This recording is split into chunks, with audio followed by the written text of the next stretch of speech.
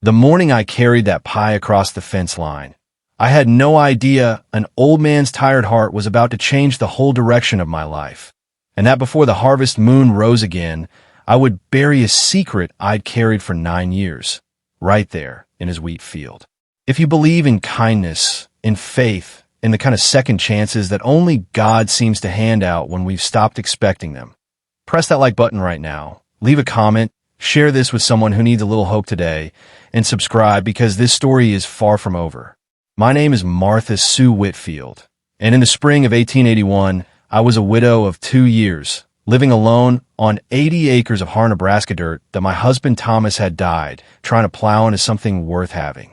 The influenza took him quicker than I could forgive God for it, and it left me with a soddy house, a mule named Judas because he never did what I asked, and a silence so heavy some nights I talked to the walls just to hear a voice that wasn't the wind.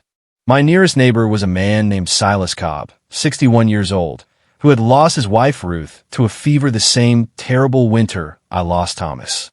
We were two lonesome souls separated by a quarter-mile of prairie grass, and for the better part of 2 years we did little more than wave to each other across the fence when we happened to be out at the same hour. Silas kept to himself. Folks in town said he'd gone hard and quiet since Ruth passed, that he spoke to his cattle more than he spoke to people, and that grief had carved him down to something thin and private. I understood that kind of grief. I wore it myself. It was in the middle of a dry, dusty April that I decided to bake him a pie. I don't rightly know what moved me to it. Maybe it was watching him ride past my fence with his shoulders bent like a man carrying a coffin nobody else could see, or maybe it was simply that I had more dried apples than I knew what to do with and a loneliness that needed somewhere to go. I baked that pie with more care than I'd baked anything since my wedding day, and I wrapped it in a clean cloth and walked it across the field myself, my boots kicking up little clouds of Nebraska dust with every step. Silas answered his door slow, like a man who wasn't sure anybody would ever knock on it again. He looked at that pie like I'd handed him a piece of the moon. He didn't say much, just "Much obliged, ma'am," but I saw something in his eyes that hadn't been there when I'd waved to him across the fence, something like a man remembering he was still alive. That pie turned into a habit. Every week or so, I'd bring something over, a loaf of bread, a jar of preserves, once a whole chicken dinner when I heard he'd taken sick with a cough that worried me. And slowly, the way spring thaws a creek that's been frozen solid all winter, Silas Cobb began to talk. He told me about Ruth, about the son they'd lost to the war before he was old enough to grow a beard, about the ranch he'd built up from nothing with his own 2 hands and a stubbornness that had cost him plenty. I told him about Thomas, about the baby we'd lost before it ever drew breath, about how some nights the prairie wind sounded like it was crying for both of us. It was on an evening in June, with the sun going down gold and red over his wheat fields, that Silas said the words that would end up changing everything. We were sitting on his porch, and he just finished a slice of peach pie I'd brought, and he set his fork down slow and looked at me with an expression I'll remember until the day I die. "Martha Sue," he said, "if I were 20 years younger, I'd get down on my knee right here and ask you to marry me." Then he laughed, a soft, sad sound, and shook his head like the thought embarrassed him. "But I ain't 20 years younger. I'm an old man with more yesterdays than tomorrows, and you deserve a man who can still give you a full life, not the tail end of one." I didn't know what to say to that. Part of my heart wanted to tell him that age didn't matter, that companionship was worth more to me than youth, that I hadn't felt this seen by another living soul since Thomas died. But another part of me, the part I'd buried deep and tried never to look at, knew that there was something standing between us far more dangerous than the years in his bones. And that was the secret I carried, the one I hadn't told a living soul in Nebraska, the one that had followed me out of Missouri like a shadow that never tired. You see, before I was Thomas Whitfield's wife, I was married to another man, a man named Jed Larkin, a gambler and a thief who ran with a gang of outlaws along the Missouri border. I was 17 when I married him, too young and too foolish to see what he was until it was too late. Jed Larkin was violent when he drank, and he drank near every night. The winter I turned 20, after he'd struck me hard enough to break 2 ribs, I took what little money I could find in his coat and I ran, riding a stolen horse through a snowstorm so fierce I nearly died in it, and I never looked back. I told everyone in Nebraska I was a widow. It was easier than the truth. Easier than admitting I didn't know if Jed Larkin was alive or dead, and easier than living with the fear that one day he might come looking. That fear became real 3 days after Silas said those words to me on his porch. I was in town at the Mercantile buying flour and salt pork when I heard 2 cattlemen talking near the door about a stranger who'd ridden into the county asking after a woman, dark-haired, slim, answered to the name Martha. Might be going by a different surname now. My blood went cold as creek water in January. I knew, the way a rabbit knows a hawk's shadow before it ever sees the bird, that Jed Larkin had finally come looking for me. I didn't sleep that night. I sat at my table with Thomas's old shotgun across my knees, and I prayed harder than I'd prayed since the day they lowered my husband into the ground. I thought about running again, about saddling Judas and riding until Nebraska was nothing but a memory, but something in me, maybe it was tiredness, maybe it was the stubborn part of my soul that Ruth Cobb's husband had woken back up in me, decided I was done running from Jed Larkin. I had built something on this land. I had a home, however small, and I had found, in the unlikeliest of places, the beginning of something that felt like it might be love. I would not let a ghost from Missouri take that from me without a fight. The next afternoon, a rider came on my lane. I recognized him even at a distance. The way he sat a horse, the tilt of his hat, the particular meanness in his shoulders that I'd spent 3 years of marriage learning to read like weather signs before a storm. Jed Larkin had aged hard. His face was weathered and mean, his eyes sunk deep with the kind of hunger that comes from a life spent taking what wasn't his. He reined up at my fence and called out my name, my real name, in a voice that still had the power to turn my stomach to ice.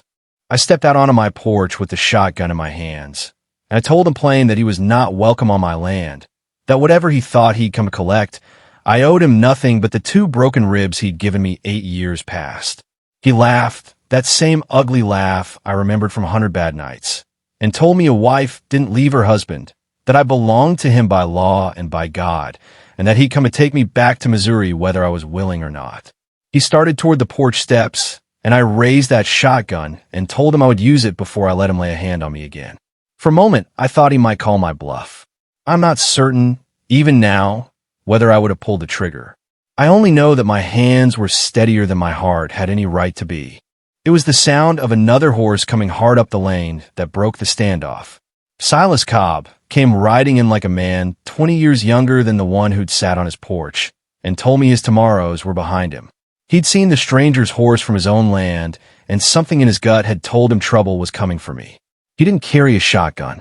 He carried nothing but an old Colt revolver that had belonged to his father, and a fury in his eyes that I had never once seen in all our months of quiet suppers and shared grief. He told Jed Larkin, in a voice that did not shake, that he had exactly one chance to get back on his horse and ride out of the county, and that the next time Silas saw his face, it would be over the barrel of that revolver.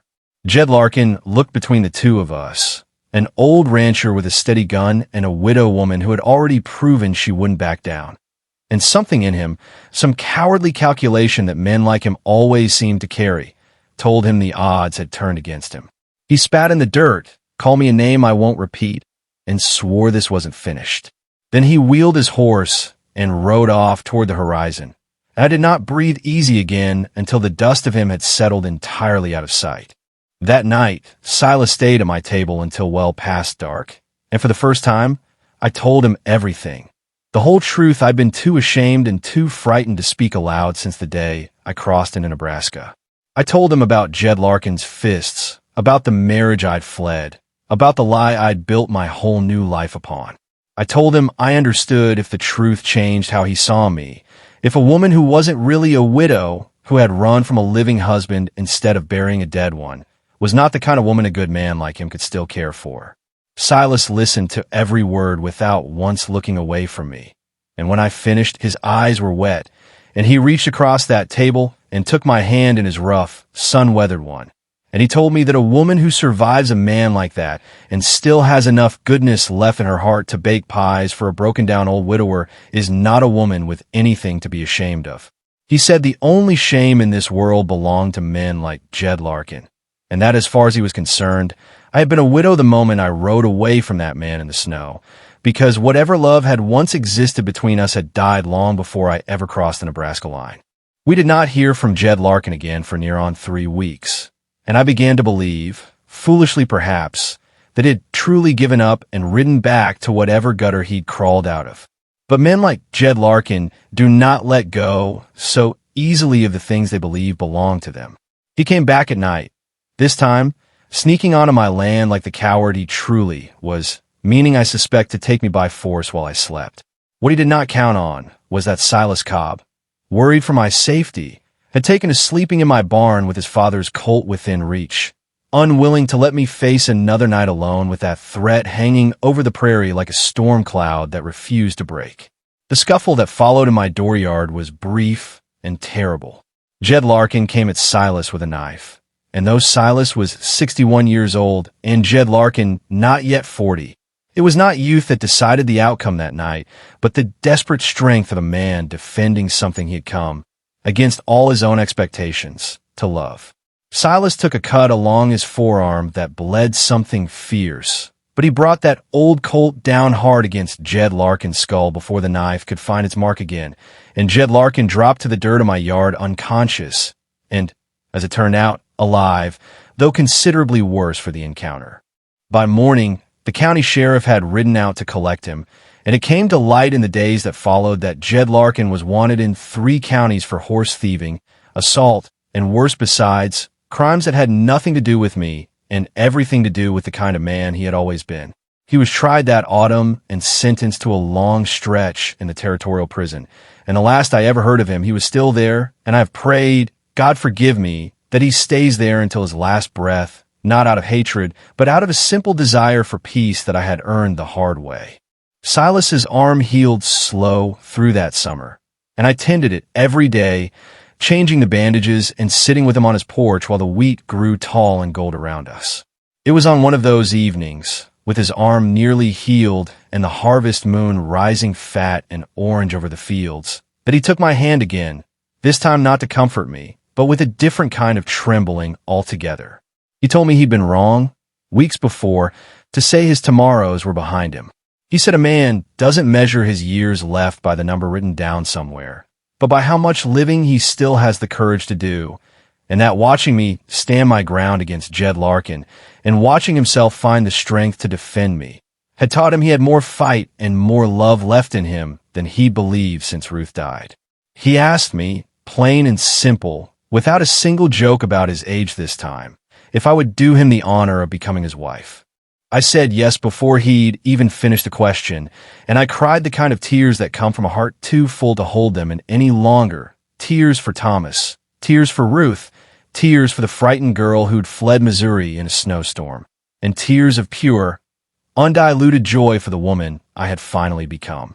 We were married that October in the small church in town, with the whole county turning out to see the widow and the widower who had found, against every hard lesson the frontier had taught them, that love does not run out simply because a heart has already been broken once. We build a life together on our combined land, and I will tell you, dear friend, that the years since have been the sweetest of my whole life. Silas is 72 now as I write this down, and I am 63, and neither one of us has ever once regretted a single day since that pie carried across the fence line changed everything. I share this story not to boast of anything, but because I believe with my whole heart that kindness offered without expectation has a way of returning to us tenfold, and that no one, no matter how old or how broken or how burdened by secrets, is ever truly beyond the reach of a second chance. I would love to know, dear friend, where in this wide country you are watching or reading from tonight, and what lesson this story has stirred up in your own heart. Perhaps it is that it is never too late for love. Perhaps it is that our past does not have to define our future. Perhaps it is simply that a small act of kindness, offered to a lonely soul across a fence line, can change the whole course of 2 lives forever. Whatever it is, I will be grateful to hear from you. And if this story of an old rancher's courage, a widow's quiet strength, and a love that bloomed late but bloomed true has touched your heart even a little tonight, I ask you with all the sincerity in my soul. Like this story, leave a comment, share it with someone who needs a little hope today, and subscribe for more tales from the Old West, where hardship never has the final word, and where kindness, faith, and second chances always find a way to rise again. Just like the sun over in Nebraska. We feel at the break of a brand new day.